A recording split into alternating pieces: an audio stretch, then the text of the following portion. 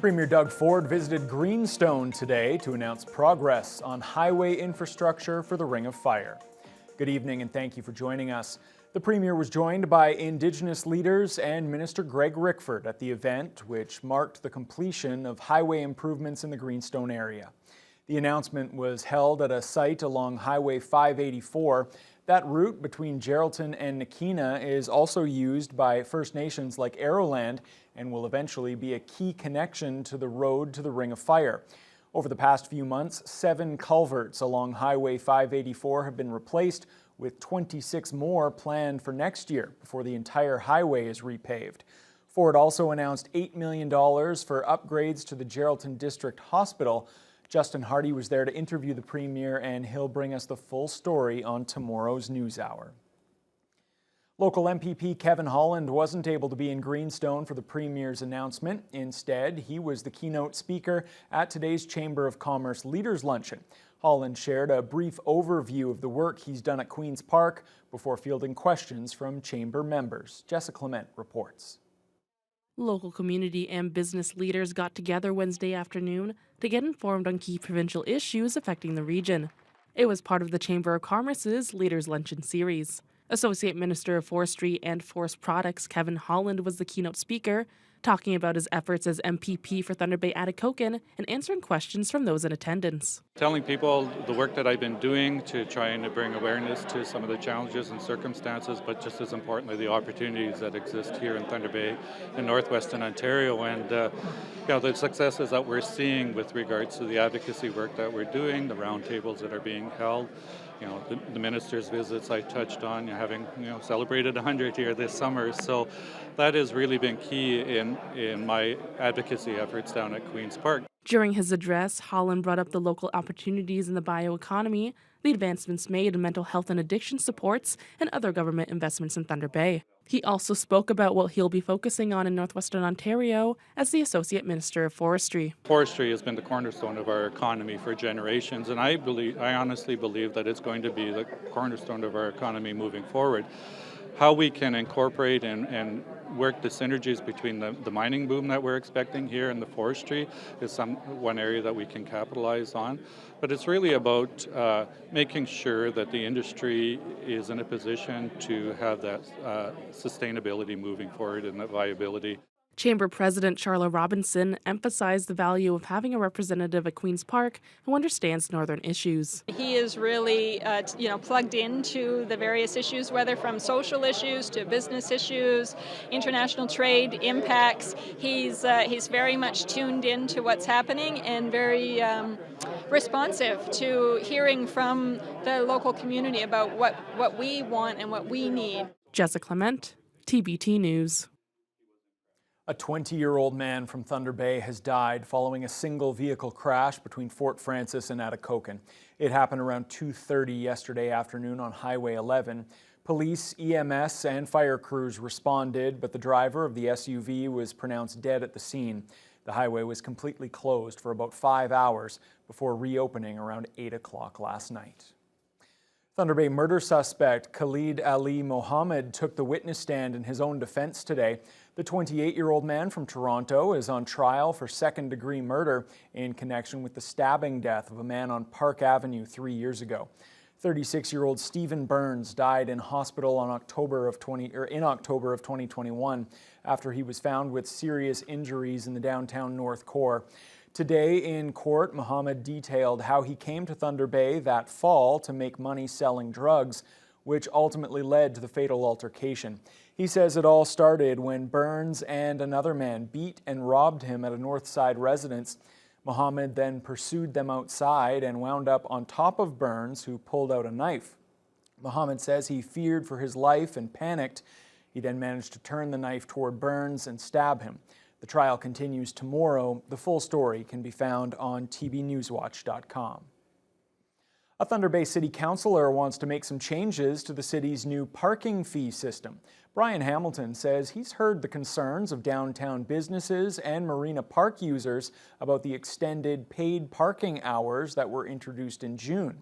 He wants to see that 7 a.m. to 9 p.m. time frame reduced by 2 to 4 hours. Jonathan Wilson reports. Paid parking hours in Thunder Bay used to be enforced from 9 a.m. to 6 p.m. Monday to Friday. In June, the city changed it to 7 a.m. to 9 p.m. Monday through Saturday. For the first 2 months or so, only warnings were issued.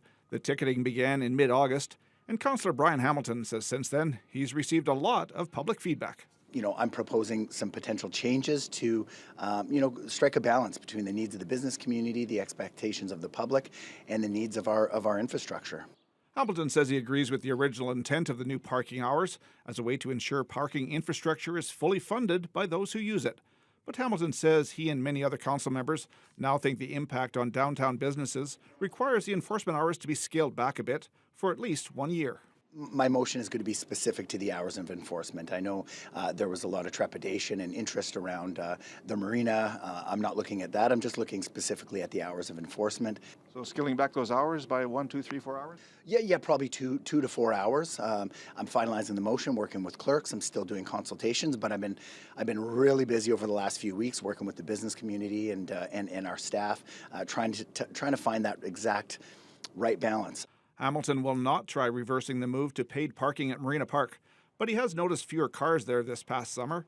He says it takes time to change people's mindset about where they should pay to park, and he believes people will eventually get used to it at the marina if the payment system can be made simpler. Ultimately, I think that the elephant in the room really that's going to help us is technology.